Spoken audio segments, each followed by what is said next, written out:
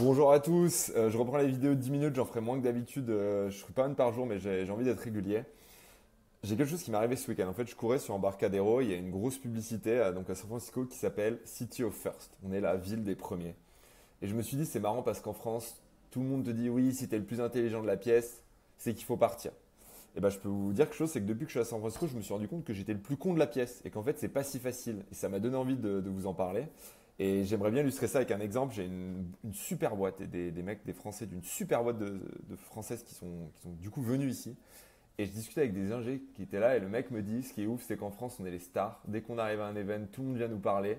Dis-moi, moi en tant qu'ingénieur, c'est la première boîte un peu stylée que je fais. Les gens m'écrivent, me demandent des nouvelles, ils viennent me contacter. Il dit on arrive ici, on est personne. Tout le monde s'en fout. Et pourtant les founders, c'est des mecs vraiment très très solides en France. Et, euh, et en fait, ça m'a rappelé cette citation de Michel de Montaigne qui est sur le plus haut trône du monde, on n'est jamais assis que sur son cul. Et je pense que c'est vraiment l'impression et c'est ça dont tu te rends compte quand tu arrives ici. Et en gros, j'ai envie de vous détailler ça en trois trucs. Déjà, vous expliquer pourquoi on a un système de caste en France et pourquoi vous êtes des privilégiés, même si vous vous en rendez pas compte, ça va vous faire un petit peu mal. Ensuite, je vais vous parler un petit peu de la différence des figures entre la France et les États-Unis. Moi, c'est un truc qui m'a choqué. J'en parlais avec un pote brillant, Tara, qui a fait Polytechnique et qui m'a donné une anecdote historique qui m'a vraiment permis de comprendre pourquoi est-ce que la France était aussi différente des États-Unis et c'était un truc dont on mettait longtemps à se rendre compte. Et enfin, j'aimerais vous donner quelques exemples sur la violence de la société américaine, notamment dans le business. Des trucs que je pense vous vous rendez juste pas compte de là où vous êtes. Et pareil, moi j'ai mis 6 mois à m'en rendre compte, j'aurais bien aimé qu'on me donne la fin avant. Et à la fin, je vais vous parler un petit peu de moi, comment j'ai réappris à produire et à plus être un produit, et notamment ma règle du PPP. C'est un framework que j'utilise depuis quelques jours et que je trouve très très très efficace pour arriver en fait, à arrêter d'être le dernier des premiers, peut-être être l'avant-dernier ou l'avant-avant-dernier. Parce que là, globalement, je suis au bottom et je ne bouge pas, quoi. Première chose, sur le fait qu'on est des privilégiés. En fait, un truc dont on n'a pas connaissance en Europe, c'est qu'en fait, on a un statut. On a un statut. On dit aux gens, ouais, il y a des gens qui sont trop jeunes, vous savez, pour faire de la vente B2B, donc de la vente aux entreprises. Mais en fait, ça veut dire qu'en France, si vous avez 30 ou 35 ans, vous avez quand même un statut. Un mec de 20 ans ne peut pas vous piquer votre place en 3 mois. Si vous avez, on dit oui, les gens qui ont fait HEC, qui ont fait Polytechnique. Mais si vous avez un master, on vous respectera toujours un minimum parce que vous avez fait un master. Pareil pour la couleur de peau. Alors, il y en a peut-être d'entre vous qui viennent de l'immigration. Mais l'air de rien, si vous êtes un blanc, en fait, quand même, vous avez des avantages. Et en fait, si vous avez fait une école correcte, si vous avez un certain âge et whatever sur votre couleur de peau, en fait, vous vous retrouvez dans un système où quand même, c'est dur de monter.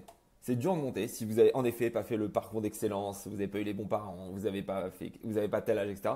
Mais c'est quand même dur de descendre. Et en fait, votre master ou votre école de commerce ou le fait que vous soyez blanc, et vous n'avez peut-être pas les trois, hein, et ben en fait, on vous l'enlèvera pas. Et on vous respectera toujours un minimum. Et si vous avez un problème, vous trouverez toujours du taf dans une grosse boîte, vous arriverez toujours vous serez au chômage, etc. Vous n'allez pas vous retrouver dans la rue. Alors qu'ici, ça c'est complètement différent. Et ça, je l'ai ressenti. Et ça se voit dans les figures historiques. Nous, juste pour info, vous savez qui on étudie à l'école, on étudie Baudelaire. Pour information, le mec, c'est un loser qui a dilapidé toute la fortune de ses parents en 2 ans, qui a dû mettre sous tutelle et dont un des articles les plus connus, c'est quand il parle du spleen, c'est-à-dire du fait d'être dépressif et d'expliquer que en fait, il faut pas se sentir bien et que la vie c'est pas si facile, etc. Et ce mec-là, on l'étudie à l'école. Ici, une des figures connues qui a à peu près la même époque que Baudelaire, c'est un mec comme James Butler Hickok qui, lui, en gros, était un marshal qui allait tuer des méchants pour gagner sa vie et qui a fini abattu dans un saloon. C'est-à-dire, d'un côté, on a des mecs qui viennent de la petite bourgeoisie ou de la noblesse qui écrivaient des livres sur l'ennui. Et ici, on a des gens désespérés qui sont venus ici pour conquérir le monde. Parce que, juste pour info, les gens qui sont venus aux États-Unis, c'était pas ceux qui s'en sortaient en Europe ou sur les autres continents. Et ces mecs-là qui étaient prêts à utiliser la violence pour monter. Et ça, c'est complètement différent. Et ça explique pour moi à quel point la société américaine est hyper violente. En gros, et ça, c'est quelque chose que j'ai pas compris tout de suite, en fait, cette violence intrinsèque. C'est-à-dire que ici, la vélocité, ça compte plus que ce que tu as fait il y a 3 mois. La question, c'est pas où est-ce que tu es dans le classement, c'est est-ce que tu es monté récemment au classement. En fait, est-ce que tu montes? Est-ce que tu es en train de monter? Est-ce qu'à chaque fois que je te parle, tu es meilleur? Et d'ailleurs, j'en parlais avec Yor, il me disait, Yor, il est arrivé à 6 mois, donc c'est un Ukrainien, j'ai fait une interview avec lui, vous allez kiffer, je pense que je l'ai fait en anglais. On la sous-titrera qui devrait sortir normalement en semaine prochaine, le temps de la sous-titrer.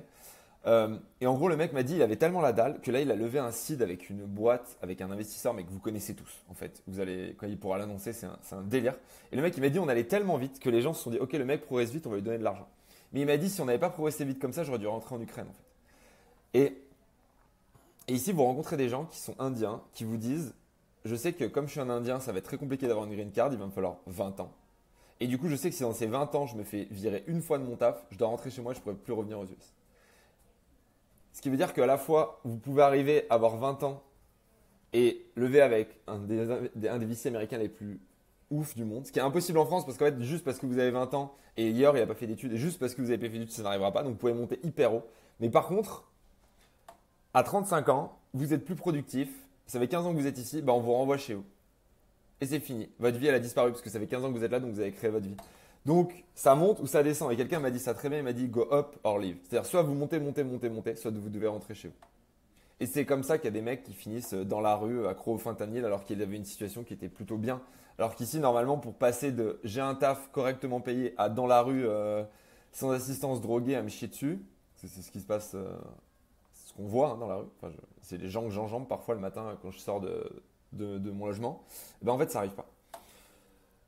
Et du coup, ça veut dire qu'ici, il faudra apprendre à produire ou pas être le produit. Et c'est le problème des Français, c'est que souvent on arrive ici, on est attaché à notre statut et on comprend pas pourquoi les gens ne nous attendent pas comme le Messi et pourquoi. Parce qu'en fait, on a l'habitude d'être un produit de caste et on n'y arrive pas à monter. Et donc, du coup, moi, en fait, j'ai mis 6 mois à me rendre compte de ça. Et je me suis rendu compte qu'il fallait vraiment que j'augmente la vélocité à laquelle j'étais capable de monter. Et du coup, je fais 3 choses.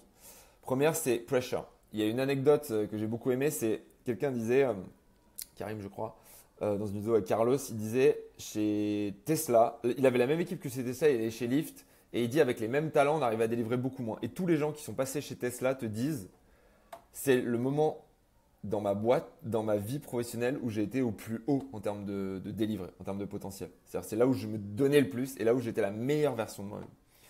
Et juste pour info, des petites anecdotes, mais Elon Musk, au bout de 4 minutes en entretien, il peut finir l'entretien. Bon, alors mon cofondateur qui est là, juste là, fait aussi ça. J'ai déjà vu terminer les entretiens après 5 ou 6 minutes. Les gens le prennent assez mal. Il a un petit côté Elon Musk, pas cool. Euh, Et un autre truc, c'est que les gens, après 3 jours, il leur dit souvent je m'inquiète, je vois pas l'impact que tu as dans la boîte. Et en fait, ça veut dire qu'ils pressurisent les gens pour donner la meilleure version d'eux-mêmes, mais ils leur donnent un seul et unique objectif, c'est-à-dire focus on one thing. Et moi, c'est une erreur que j'ai fait ces derniers temps, c'est qu'en fait, je donnais aux gens plein de choses à faire et que du coup, c'est hyper compliqué. Donner un objectif aux gens et donner leur tous les moyens de le faire et donner leur envie d'être la meilleure version d'eux-mêmes et de donner leur meilleur en fait. Et ça passe pas. Donc ce que j'appelle le PPP pressure, donc c'est pressure mais dans la bonne direction avec un objectif clair, sinon ça fonctionne pas. Et ça, c'est un truc très américain. C'est-à-dire, on va demander aux gens de donner leur plein potentiel. Deuxième chose, c'est post. Pour moi, il faut être capable d'articuler ses idées de façon intelligente, sans céder au diktat de comment est-ce que je fais le maximum d'audience, et de partager. Pareil, c'est un truc et ici, on te dit, mais en fait, tu dois partager. En fait, ça sert à rien d'avoir des super idées et de te plaindre que quelqu'un l'a dit avant toi. Ça, c'est un truc un petit peu d'intellectuel français. Tu dois aller au contact, tu dois apprendre des choses et tu dois le partager. Troisième chose, c'est prospect. Et ça, c'est un truc que je fais tous les jours et qui est le plus dur. C'est maintenant, j'essaie de rencontrer des nouvelles personnes. Et avant, j'avais tendance à rencontrer des nouvelles personnes. C'est-à-dire, j'avais fait un post LinkedIn, des gens étaient venus à moi, je les rencontré. Maintenant, proactivement, j'essaie de rencontrer 5 à 10 nouvelles personnes par semaine. Pour vous dire, j'envoie 10 messages par jour. 3 types de personnes. Un, des gens que je vois high potentials. Par exemple, Pierre qui venait d'Ukraine. C'est des gens qui aujourd'hui n'ont pas encore réussi. Enfin, là, ils commencent vraiment à très très bien réussir, mais qui n'ont pas encore réussi, mais que je vais aider. Deuxième chose, c'est des peers qui sont au même niveau que moi et en qui j'ai envie de progresser. Et quelques mecs meilleurs que moi dont j'ai besoin d'être mentoré. Et des gens que je connais pas. Le problème en France, c'est que souvent on attend que les gens de notre école, les gens de notre réseau, les gens de notre caste viennent nous voir et on discute avec eux. Et souvent aussi, quand on arrive ici, les gens ont tendance à se focus vers les gens qui sont les meilleurs.